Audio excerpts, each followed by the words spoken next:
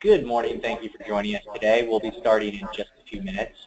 We're placing all lines on mute to minimize any feedback issues, and if you have any questions throughout the webinar, you can enter them into the question prompt on the GoToWebinar toolbar. And we're just waiting for a few more people to join, and we'll get started. Thank you very much.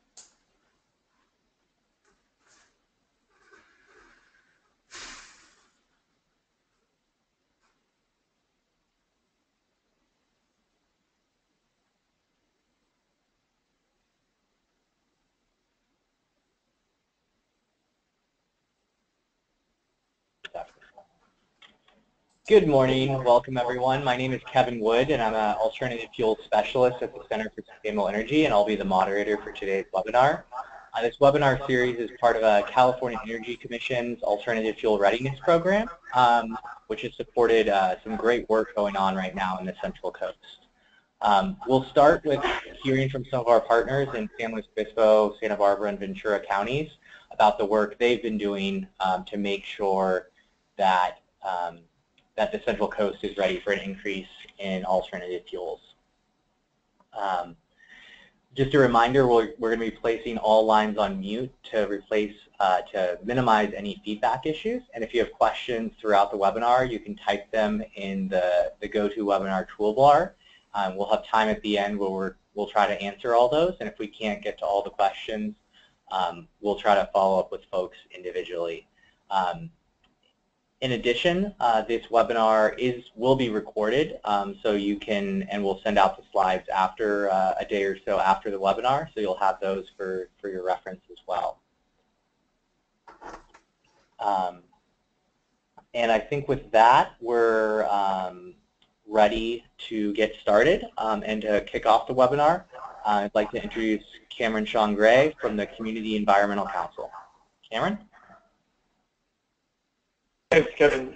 So as was just mentioned, my name is Cameron Gray, and I am the Energy Program Associate with Community Environmental Council. For the last 45 years, Community Environmental Council has been working with partners in the Tri-Counties region to address the most pressing environmental issues of our times. In the last decade, our nonprofit has dedicated itself to pioneering innovative, actionable solutions for addressing climate change, with an emphasis on issues related to energy, food systems, and transportation. So in 2014, after supporting the development of a regional plug-in electric vehicle readiness plan, Community Environmental Council and several of our partners formed the Central Coast Alternative Fuel Vehicle Coordinating Council. The Council's mission is to increase the deployment of alternative fuel vehicles that will create the greatest environmental and community benefit. To do this, we are trying to align policies, programs, and resources that will support the accelerated adoption of cleaner alternative fuels.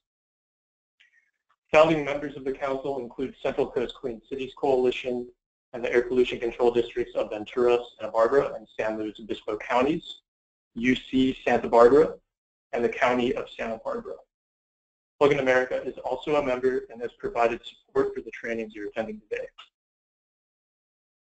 So shortly after the Coordinating Council was formed, we sought a California Energy Commission grant, and we were awarded that grant. So you can go to the next slide, please.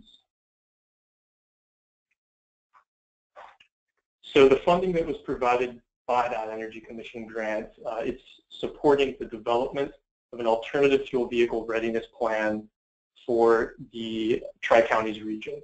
This plan will serve as a blueprint for public and private actions to achieve state goals for reducing greenhouse gas emissions and petroleum use, improving air quality, and increasing the number of vehicles on our roads that have zero tailpipe emissions. The County of Santa Barbara is administering this Energy Commission grant and is providing match funding for activities to accelerate the development of alternative fuels markets. And that match funding is what has made this training webinar possible today. So we want to recognize the county for their leadership and thank them for their support. And with that, I'd like to hand things off to Ben Ellenberger of the Santa Barbara County Air Pollution Control District, one of our partners on the Alternative Fuel Vehicle Coordinating Council. Thank you. I'm Ben Ellenberger. I'm a manager of the Technology and Environmental Assessment Division with the Santa Barbara County Air Pollution Control District. Our responsibility is to protect people in the county from the effects of air pollution. Since vehicle emissions are a significant contributor to pollution in the county, we view measures like this to address vehicle emissions as an important part of the work of what we do. Next slide, please. This is some of the work that we've done to address vehicle emissions. We've been a member of Plug-in Central Coast. We participated in an earlier electric vehicle readiness plan, and we're working with this group on the Alt Fuels Vehicle Readiness Plan. One of the programs that we've started that grew out of the Electric Vehicle Readiness Plan is our EV Charging Station Grants Program, where we'll give grants to publicly accessible electric vehicle charging infrastructure. Currently, our other big project that we're leading is work on a hydrogen refueling infrastructure plan to facilitate the rollout of hydrogen fueling stations throughout Santa Barbara, San Luis Obispo, and Ventura counties. And with that, I'll turn it over to Melissa Guys with the Clean Cities Coalition. Thank you, Ben, and good morning. My name is Melissa Geis. I work with the Central Coast Clean Cities Coalition, and I'm also an employee at the San Luis Obispo County Air Pollution Control District. Maybe the next slide, please.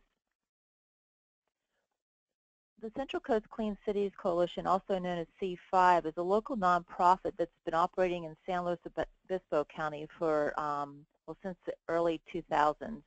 And our message is to expand the use of alternative fuels and promote cleaner technologies and petroleum reduction strategies.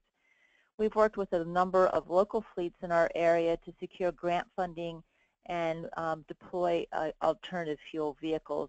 One of the most recent projects we've been working on has been with the Paso Robles waste haulers, and we were successful in helping them to secure grant funding from the Energy Commission and the local Air Pollution Control District to install a compressed natural gas station at their yard in Paso Robles right off of Highway 46.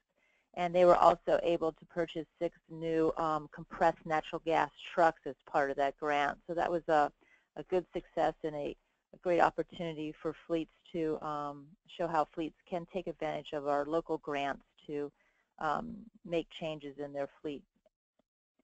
We've also, as you've heard from both Ben and Cameron, been working with the Tri-County Region Air Districts and the Community Environmental Council on the EV Community Readiness Plan.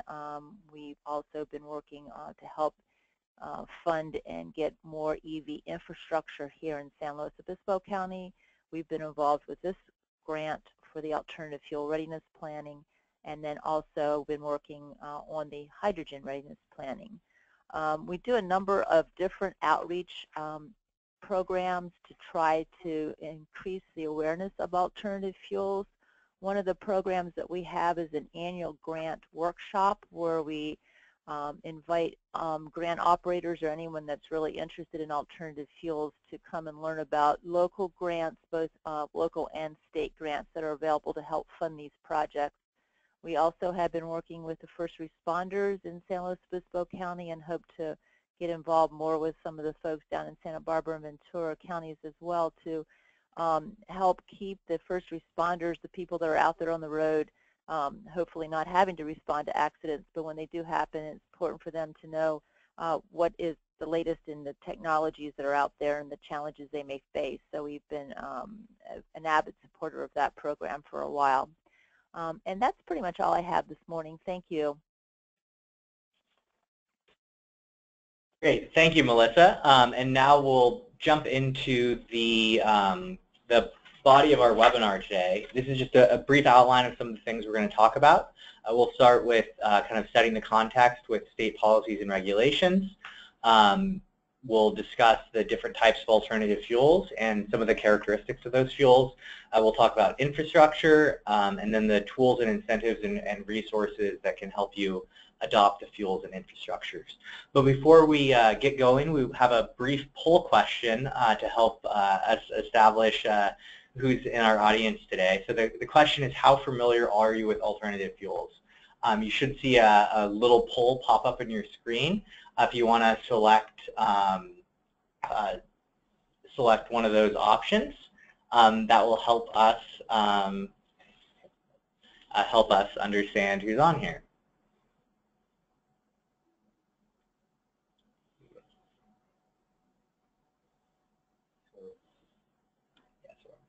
Just go ahead. Great, so we got a couple responses, and it looks like everyone selected somewhat familiar, which is great.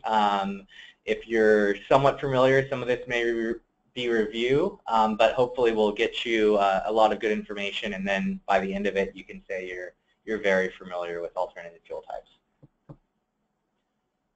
So to start with state policies and regulations, that's really one of the big reasons we're looking at alternative fuels is how do we meet those state policies around climate change and air quality that Sean mentioned at the beginning. So thinking about greenhouse gas emissions, if we look at this pie chart, transportation is the largest source of greenhouse gas emissions in the state. So if we care about reducing those emissions in support of the state goals, we really have to do a lot to address the transportation sector. And for the criteria air pollution, the smog and other forms of air pollution that are directly affecting our health, on-road vehicles account for more than half of that pollution, and some of the off-road vehicles, farm equipment, as well accounts for a large portion of that as well. So reducing those emissions from mobile sources is really important. And actually heavy-duty vehicles play a bigger role in the air quality issues than light duties. So we need to make sure, although light-duty electric passenger vehicles are great, especially for climate change, we need to make sure we're addressing the heavy-duty sector as well. And this slide just shows that the emission standards from the federal level have been greatly reduced over the past 20 years or so, from the late 80s, early 90s, where a pretty high level of NOx and particulate matter was allowed from diesel engines, to 2007 and 2010 diesel engines, which are about a 90% reduction from those older diesel engines. But to get any better than that, and we do need to get better, alternative fuels is kind of the next option to get even cleaner than that. So if you operate any heavy-duty vehicles, you're probably, heavy-duty diesel vehicles, you're probably very familiar with these regulations, but the state has an on-road diesel regulation whereby this year 100% of those diesel trucks need to be retrofitted with diesel particulate filters unless you qualify for one of the low usage or other kinds of exemptions. And then by 2023, all the trucks in your fleet will need to have model year 2010 or later engines. Again, if you don't have any other exemptions or alternative compliance paths. And there's an off-road regulation as well that mandates the use of cleaner diesel engines as part of your off-road fleet. There is a fair amount of flexibility about how you comply with that, but generally your fleet diesel emissions need to have a 75% reduction by 2028, which means, 75 or more of your fleet needs to be moved over to newer, cleaner diesel engines or alternative fuel options as well.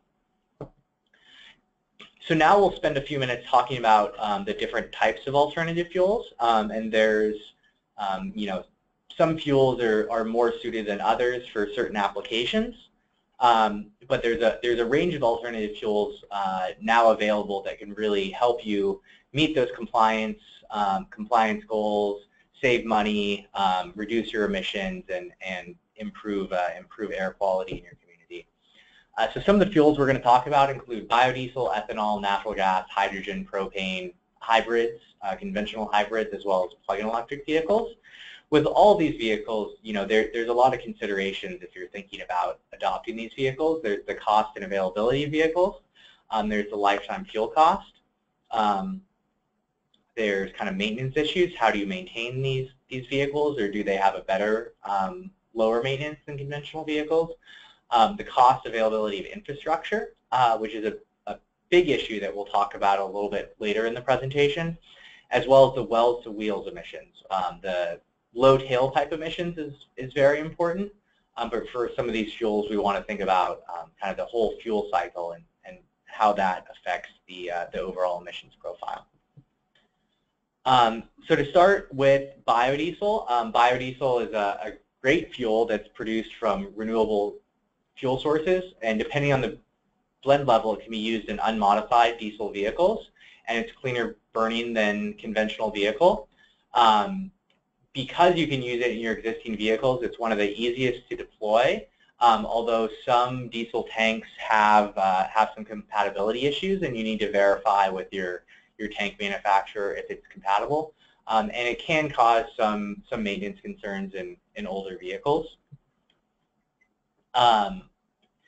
The greenhouse gas emissions associated with biodiesel kind of depends a lot on the feedstocks that the fuel is made from. So it's made from various fats, oils, and greases. But when it comes from virgin soybean oil, it has slightly higher emissions versus if it's made with animal fat or used cooking oil. There's also now in California what's called renewable diesel, which is slightly different, created in a slightly different process than biodiesel. It has slightly higher emissions, greenhouse gas emissions than biodiesel because it's more highly processed, but it is more compatible with existing diesel infrastructure and can be used in up to 100% blends without any issues, whereas biodiesel is usually only used in up to 20% blends. So another liquid biofuel is ethanol, which is a domestically produced alcohol fuel produced from a variety of sugar and starches. It's widely available and established and has lower, again, lower emissions than conventional gasoline. Flexible fuel vehicles, which there's more than 1 million on the road in California, can operate interchangeably on gasoline and E85. There are several different blends from E10, which most conventional gasoline in California is about 10% ethanol now, up to E85. And there's some new innovations to make the fuel cleaner. Conventionally, it's been made from corn, but there's now cellulosic ethanol that's being made from agricultural waste, woody biomass, and other waste products that has even better greenhouse gas emissions characteristics. So the next fuel is compressed natural gas, which has been widely used in California for a number of years for its air quality benefits. But it also has some economic benefits as well. So it's a domestically produced fuel with generally lower fuel prices than gasoline. And one of the great things with compressed natural gas is the ability to lock in low fuel prices. If you're a station owner or a large fleet operator and you're willing to sign a long-term fuel contract, you can lock in fuel prices well below $2 a gallon, sometimes even closer to $1 a gallon on a fleet contract. It does have lower greenhouse gas emissions in conventional natural gas, but there's also renewable natural gas, which I'll talk a little bit more about, that has up to 80% lower greenhouse gas emissions. And one of the great things about compressed natural gas is it's cleaner than diesel, but doesn't require the diesel particulate filters or SCR to get that clean. To be able to adopt it, you do have to have infrastructure. There's some facility modifications that may be needed if you're going to be working on the vehicles, as well as the tanks, the compressed natural gas tanks have to be inspected and certified on a regular basis. So as I already mentioned, CNG does have some great cost savings, but the vehicles are more expensive to purchase up front. But there's some local and state funds periodically available for vehicles and infrastructures from your local air districts or from the Energy Commission. There's those lower fuel costs, and there have been federal tax credits that bring that low fuel cost down even more, to the tune of 50 cents a gallon of gasoline equivalent. Just one quick case study, our transit operator down in San Diego uses compressed natural gas. They have more than 400 CNG buses. And looking at their total cost of operations and maintenance on those buses, their CNG buses cost about 45 cents a mile to run versus $1.19 per mile for diesel. So they're definitely enjoying those cost savings, and they're in the process of converting their entire fleet to natural gas. So one of the concerns is always vehicle availability. But Cummins Westport is the leader in natural gas engines now. The ISLG 8.9 is the most common engine that's in most of those transit buses, refuse haulers, a lot of medium and heavy duty trucks. Cummins Westport does also have the 12-liter engine that's good for more long-haul over-the-road trucks, and they're currently working on and demonstrating a 6.7-liter natural gas engine. That will be for school buses and medium-duty trucks as well. One of the important things about this Cummins Westport's engine is the near zero emission model. So it has 90% lower NOx than the conventional natural gas engine, which is already cleaner than the cleanest diesel. So with that engine, you get what they say is close to zero emissions. However, that near zero emission option is a little bit more expensive than the conventional option. There are natural gas engines available from other manufacturers in the medium and heavy duty space, such as Caterpillar and International Navistar. Some of those are dual fuel retrofits, where they just change over the existing diesel engine to run on a portion of natural gas, but those do not have the same kind of air quality benefits as the highly engineered dedicated natural gas engines. There's also issues with tank placement, where the tanks go on the vehicle. As you can see on the dump truck picture, they do take up some space on the body there behind the cab, and general maintenance issues as well. But natural gas is also widely available in the kind of light to medium duty commercial vehicle product, including a full line of Ford trucks and vans, some other trucks like the Isuzu, Chevys, as well as in off-road equipment as well. There is some natural gas availability. And I promised to talk a little bit about renewable natural gas, and this is one of the most exciting things about natural gas happening right now, is the increase in availability of renewables for transportation. So renewable natural gas is pipeline quality natural gas that's made by collecting and purifying biogas, which can come from wastewater treatment plants, landfills, or other kinds of anaerobic digesters.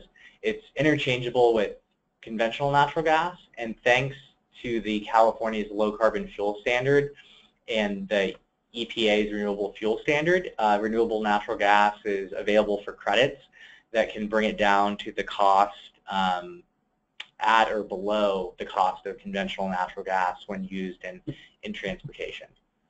So just two little examples of some projects using renewable natural gas. CNR Environmental Services, which is based out of Paris in Southern California, has constructed an anaerobic digester to process more than 80,000 tons a year of yard trimmings and food waste. Those are converted to RNG inside that digester, and it's used to power CNR's heavy-duty natural gas waste collection vehicles. So it's a great closed-loop system where they pick up organic waste, turn that into renewable natural gas, then powers their vehicles to go pick up more waste. A slightly different example is at Gill's Onions, an agricultural processing facility in Oxnard. The system extracts onion waste in a high-rate anaerobic digester, and it uses that to produce methane-rich biogas that's used to power two 300-kilowatt stationary fuel cells. So that one's not directly serving transportation, but that exact same process can be used to produce biogas as well as hydrogen that can serve transportation purchases. And with the amount of agricultural facilities along the Central Coast, I think there's a great opportunity for more systems like this. So speaking of hydrogen, hydrogen's a great future fuel that can be produced from multiple renewable sources, including that biogas, or from electrolysis using renewable electricity to split water into hydrogen and oxygen. Hydrogen used in a fuel cell vehicle is 2 to 3 times more efficient than an internal combustion engine running on gasoline, and it has a fast refueling type. The big issues with hydrogen right now is that there's a limited infrastructure, although there'll be a station opening in Santa Barbara soon, and a limited number of vehicle models, and the storage tanks do take up some room in the vehicle. But another great application for hydrogen is in transit. So AC Transit in Oakland has been operating more than a dozen fuel cell buses for a number of years now, and they've logged more than 150,000 hours of service with almost zero downtime. And Sunline in Palm Springs has been helping to develop the technology through multiple generations, and their fleet is continuing to expand. There's other fleets as well, including the Orange County Transportation Authority, that are currently adopting fuel cell buses as we move to that zero-emission future. And propane is another fuel that is maybe especially suitable to the Central Coast with its more rural and agricultural character. So propane is domestically produced, and it does have some price advantage over gasoline. And that price advantage gets bigger if you have larger volumes. So if you already purchase propane for heating or other commercial uses, you can get lower prices if you use that in your vehicles as well. It does have lower GHG emissions, and it has propane vehicles have longer ranges depending on how you configure the tank.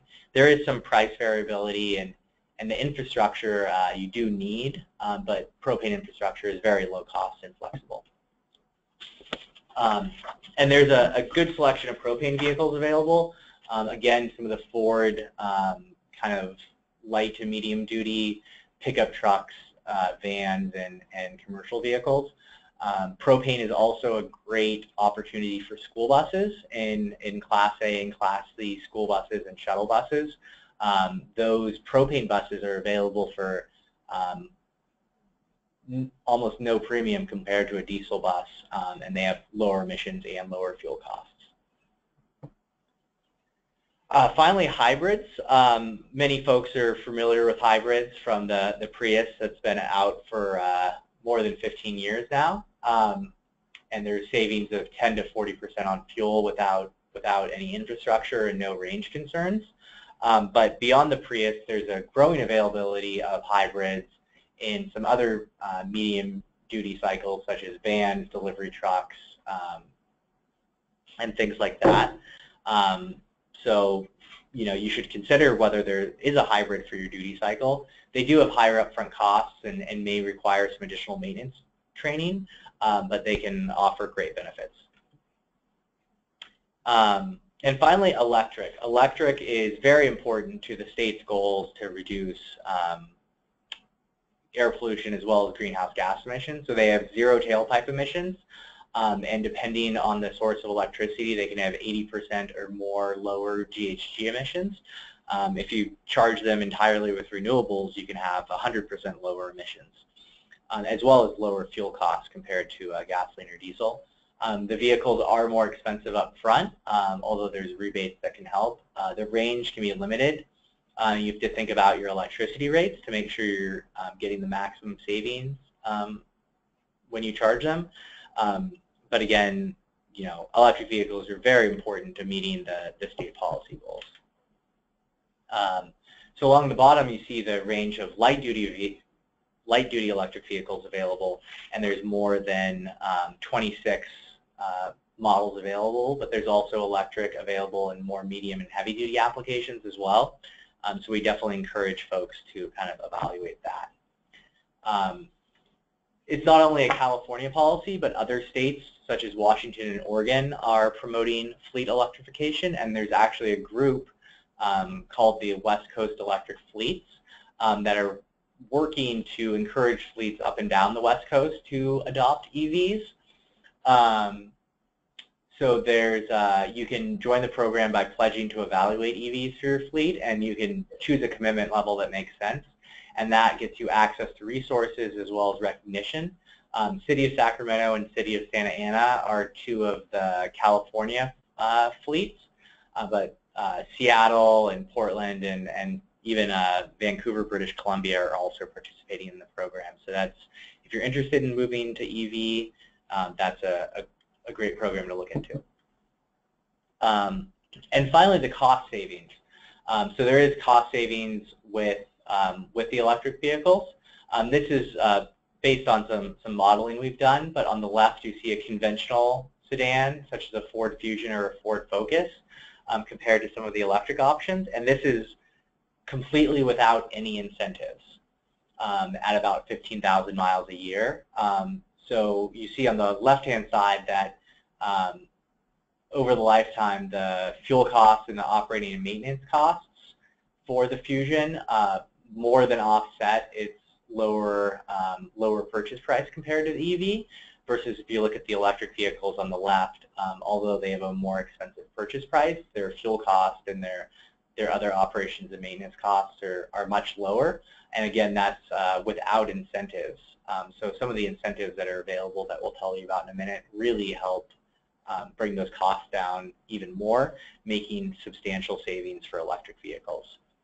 And with that, we wanted to ask another poll question. After we've talked about some of these alternative fuels, we'd love to know if your fleet currently has alternative fuel vehicles or plans to acquire alternative fuel vehicles. So there should be a poll question up on your screen. Please go ahead and select if you do, don't, or you have some plans on acquiring alternative fuel vehicles.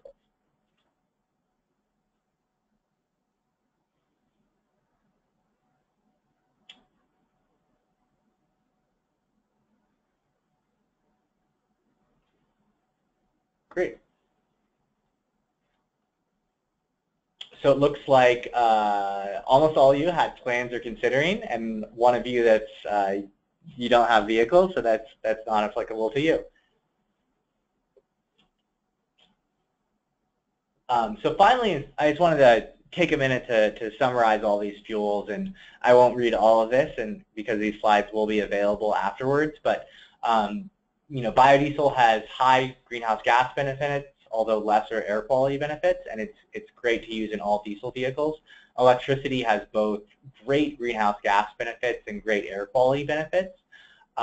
It's widespread in light-duty applications, and lower battery prices in the next few years should help pure electric vehicles get into more commercial operations. Ethanol has medium to high greenhouse gas benefits, depending on how it's made, and medium air quality benefits. Hydrogen has great GHG and air quality benefits, although we need more infrastructure. CNG has some GHG benefits, but when you can use the renewable natural gas, it's got great greenhouse gas benefits as well as great alternative fuel benefits. Propane has lower greenhouse gas benefits, but it does have great air quality benefits, and again, it's got flexible deployment and a great number of applications in light and medium duty vehicles, as well as some off-road equipment as well. So one of the big issues in being able to adopt any of these vehicles is their infrastructure available? So this map shows some of the infrastructure that's available in the Tri-County area.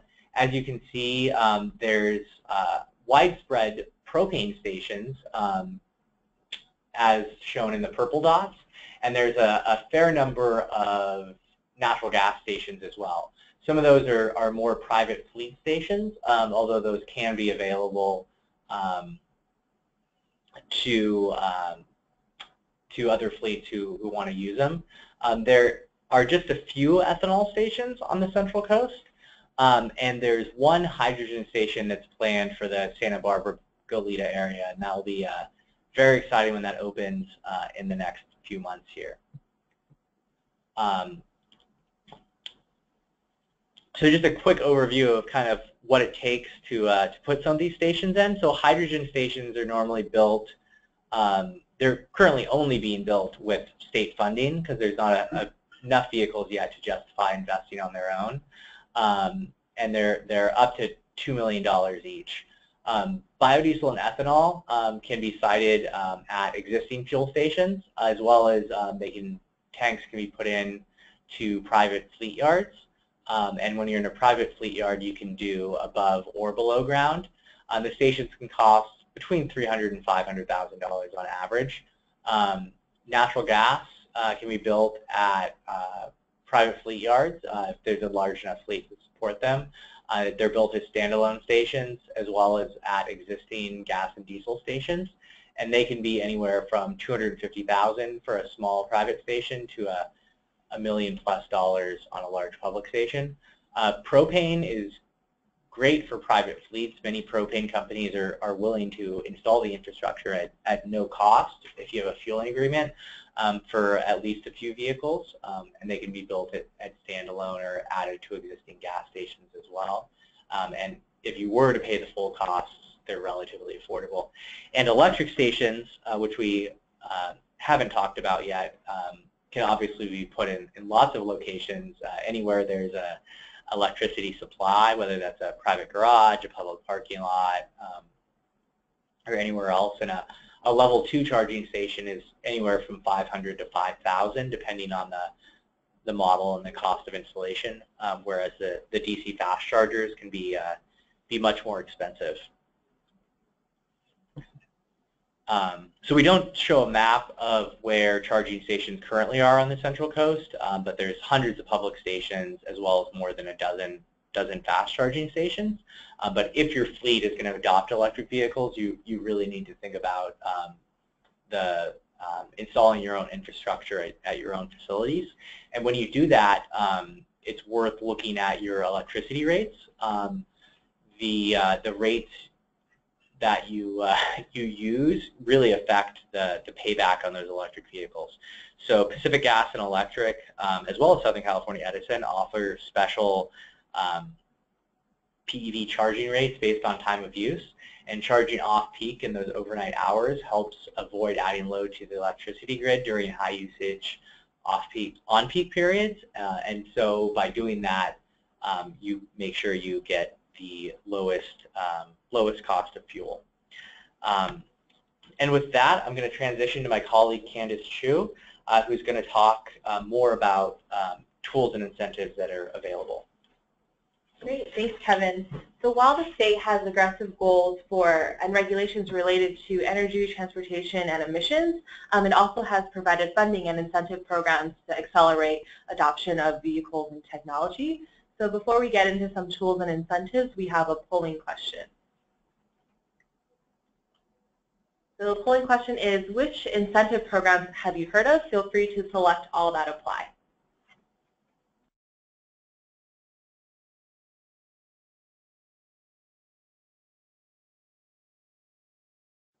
Did you want?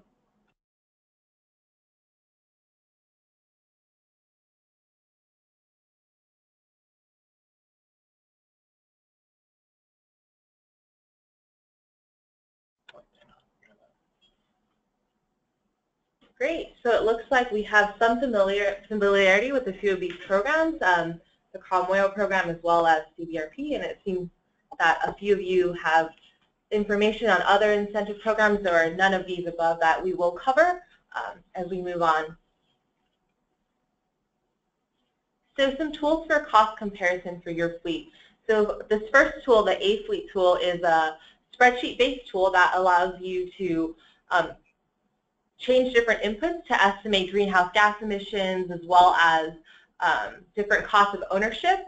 And you can access this tool online. You can download this Excel spreadsheet, and it'll help you estimate the payback for different types of vehicles that run on these alternative fuels. Additionally, the Alternative Fuel Data Center has a vehicle cost calculator. And this is a simple tool where you can compare up to 8 different vehicle makes and models. And it lets you input your driving habits to estimate the cost of ownership and emissions for these alternative fuel vehicles. You can also access this tool on the AFDC website, and the links are shown on this slide. Additionally, we have various incentive programs, such as the Alternative Fuel Infrastructure Tax Credit. So this offers a commercial fueling tax credit for equipment up to 30% of equipment up to $30,000. There's also a federal tax credit that you can gain up to $7,500 for the purchase of an eligible light-duty plug-in electric vehicle. Additionally, there is a HVIT voucher program. This voucher program will reduce the incremental cost of vehicles, medium and heavy-duty electric vehicles for your fleet, and these vouchers range from $8,000 to $45,000. Additionally, there is a natural gas vehicle incentive program that's administered by UC Irvine. Currently, the funds for this program are exhausted, but the Energy Commission has provided an additional $12.6 million to continue funding this program. The California Energy Commission has also been active in providing funding for infrastructure as well as vehicles. The California Energy Commission's Alternative and Renewable Fuel and Vehicle Technology Program has proposed $100 million for the 2016-2017 fiscal year. You can find a listing of all the different types of funding that they provide at this link that we've provided in the slide. Additionally, the California Air Resources Board has been active in encouraging funding for vehicle conversions to cleaner technology. The Carl Moyer program it has a broader eligibility for replacing older heavy-duty on- and off-road equipment and to reduce diesel emissions. Additionally, Prop 1B is another grant program that focuses on converting trucks and provides funds for trucks, for retrofits of particulate truck filters, engine repowers, truck and equipment replacement. And for both of these programs, it's important to work with your local air districts who run these programs on behalf of the Air Resources Board. One program that we'd like to talk about in detail is the Clean Vehicle Rebate Project, also known as CVRP. This provides post-delivery rebates for purchases and leases of eligible new zero-emission plug-in vehicles. You can receive up to $5,000 for a fuel cell electric vehicle, $2,500 for an all-battery electric vehicle, $1,500 for a plug-in hybrid, and also $900 for motorcycles and neighborhood electric vehicles.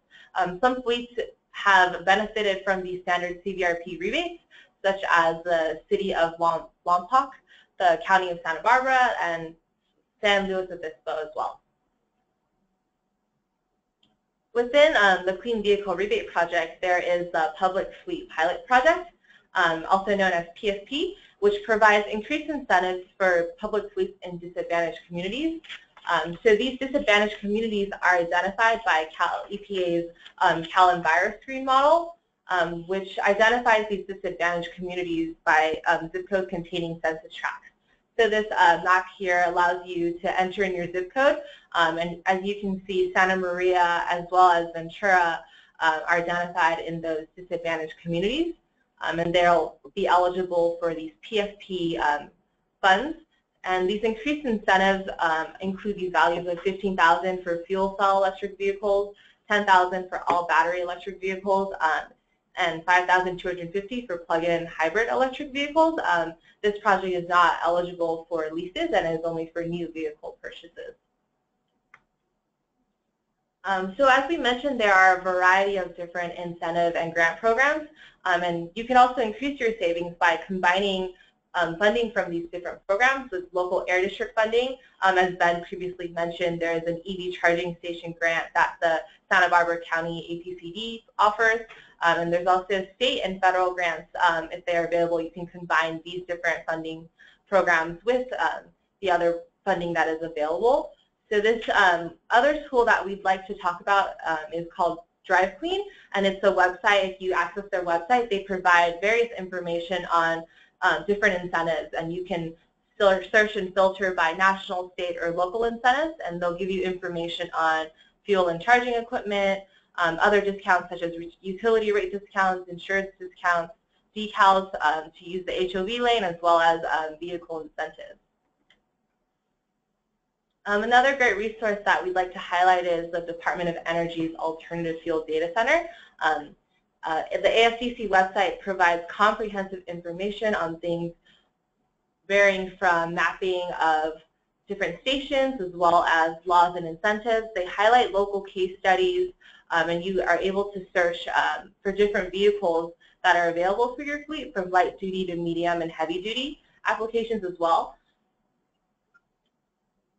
And additional resources that we'd like to talk about are the Clean Cities program, which is funded under the Department of Energy as well, and coalitions are available statewide. As we mentioned, the Central Coast Clean Cities Coalition is a great resource to help obtain grant funding as well as provide additional information for adopting electric fuel or alternative fuel vehicles. There's also the Advanced Transportation Center in Southern California. In Northern California, there is NorthCat. There's also the Center for Alternative Fuels, which serves the Northern California and Central Valley. Also, it's important to work with your local air district as well as your local energy agencies, such as our partners. And there's also the Plug-in Central Coast, which is the Regional Plug-in Electric Vehicle Coordinating Council for the Central Coast. And as we mentioned, there are various resources and tools that we've covered. And so now that you are better equipped with information on the different fuel types, we'd like to know which fuel you're most likely going to adopt in the next 5 years. So we have another polling question for you. So please select which fuel you're most likely to adopt in the next 5 years.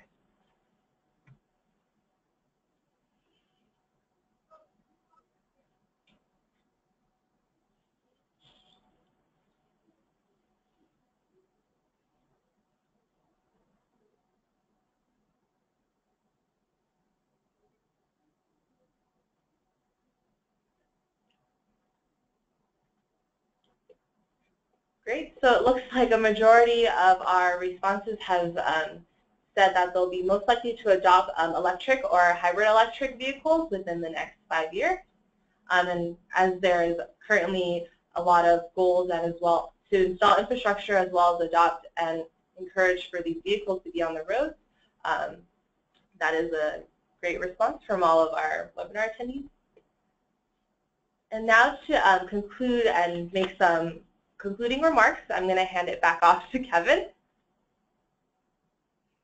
Great. Thank you, Candace. So hopefully this was an informative webinar for everyone. And some of the points we hope we got across is that the alternative fuel market is diverse and growing. There's a lot of different vehicles out there, and the numbers continue to increase. The emission savings and the cost savings are real. These vehicles are essential to meeting the state's energy and climate goals. And if implemented right, they can actually be cost savings for your fleet. And there's a lot of resources available for fleets to help make the transition and to maximize the savings. The graph on the right is from the state's Clean Vehicle Rebate Project that shows over the past couple of years the increasing number of electric vehicles, more than 4,000 a month being put on the state's roads. We definitely expect that kind of adoption to continue, but to meet some of the state energy and climate goals, we really need to see that adoption accelerate. And with that, we do have some time now for questions and discussions. Again, we're going to keep lines on mute to minimize feedback issues. And if you have any questions, you can please type them in to the toolbar that's on GoToWebinar. So we'll give everyone a moment to type in questions here.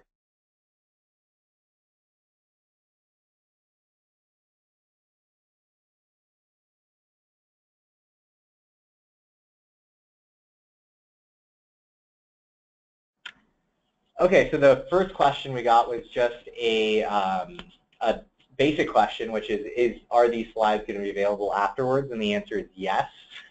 Immediately after the webinar, there'll be a brief survey, and then about 24 hours afterwards, we'll have all the slides as well as a recording of this whole presentation out. So you'll be able to refer back to that, as well as share it with your colleagues. So let's see, we've got some other questions coming in here, and if any of the other presenters want to share any information as well, we're open for that as well. But the first question we got was, how much cheaper are electric vehicles going to get? Which is a good question, and I wish I could give you an exact answer to that. But the short answer is we do expect prices to continue to decline,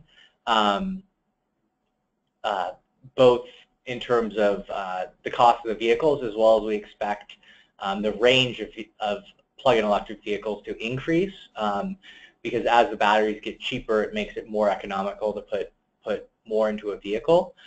There are currently some very good deals for leases that manufacturers want to see those vehicles go through, and some manufacturers such as Nissan offer very good fleet incentives of up to $8,000 off of the vehicle. And when you combine those with those other kind of federal and state incentives we've mentioned, you can now buy a light-duty plug-in electric vehicle for not much more than a conventional vehicle. So combined with those emission savings and those cost savings, we think for your light-duty fleet, if the range is enough for you, that those plug-in electric vehicles really make a good deal of difference.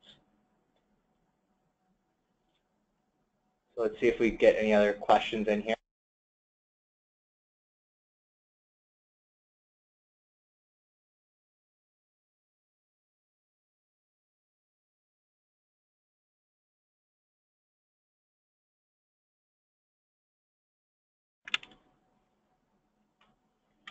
So we got one other question about hydrogen, asking when the stations will be open and when more stations will be available.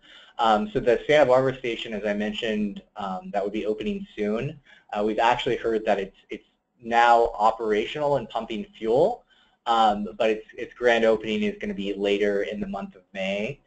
There's currently a state funding opportunity open to build more stations, and I know folks are looking at the Central Coast as an essential corridor to help get folks between San Francisco and Los Angeles, but we don't have a date on those stations. But a number of stations are going to be opening both in the San Francisco Bay Area and the Los Angeles area. There's about 40 planned to open in 2016.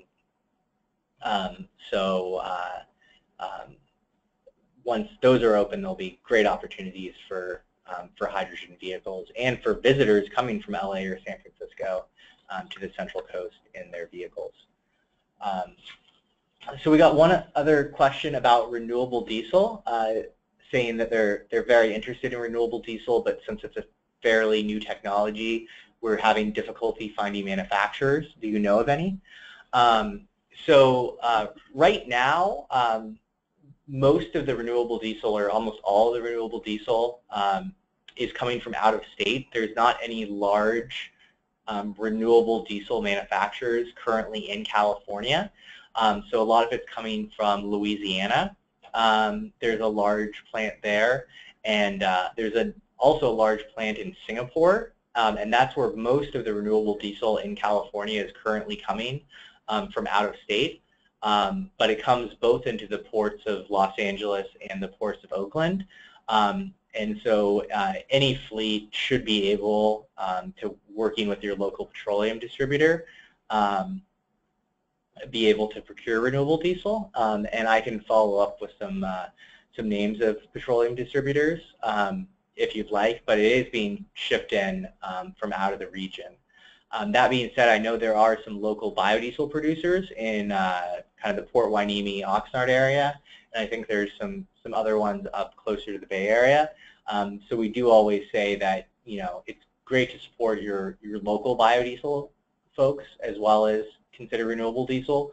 So you can actually do a blend of locally produced biodiesel with the renewable diesel that might be coming from out of state as well. And I don't see any more questions coming in, but our contact info for Candace and I is up on the slides, and the contact info for our other presenters was on their slides. So we're definitely you know, partners working together to make alternative fuels happen on the Central Coast. And so if there's, you know, anything any of us can do to help you and your fleet in your consideration of alternative fuels, please let us know. If any of the other presenters have any closing thoughts, the line is open if you'd like. Otherwise, you'll soon see a survey. We'd love to know how we're doing. And again, the slides will be sent out soon after the presentation as well. Hi, Kevin. This is Cameron Gray from Community Environmental Council. And just wanted to follow up about the hydrogen question. So we are working with the Santa Barbara County Air Pollution Control District on a Tri-County's hydrogen readiness plan.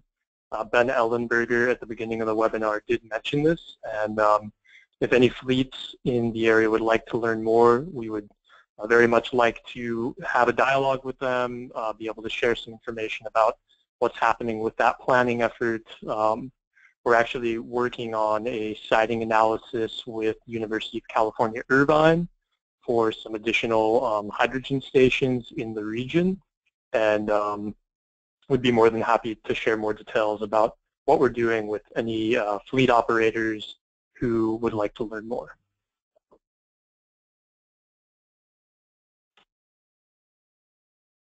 Great, thank you for that additional detail. So anyone interested in hydrogen, please get in touch with Cameron. So it doesn't look like we have any more questions on the board right now, so I think we'll conclude this webinar. Thank you again for your time, and we hope this was a valuable webinar for you. And we hope you'll join us for future activities as well. Thank you.